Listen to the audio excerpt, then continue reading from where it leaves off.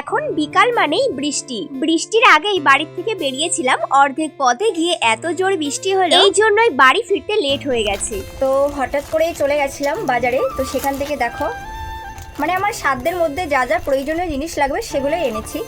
আজকে হাটবার, বৃহস্পতিবার, সিঙ্গারা এনেছি। 3টে মতো সিঙ্গারা আছে। খুব প্রয়োজনীয় একটা জিনিস, বেঁচে থাকতে গেলে একটা প্রয়োজনীয় জিনিস। অরেঞ্জ কালার, মায়ের এই কালারটা পছন্দ হচ্ছে না বলছে। একটা সায়া এনেছি। আর এই যে প্রয়োজনীয় জিনিস এনেছি আজকে। এতটা পছন্দ হয়ে গেছে, মায়ের ভীষণ পছন্দ হবে। দেখো তোমরা, দাম নিয়েছে 35 টাকা করে।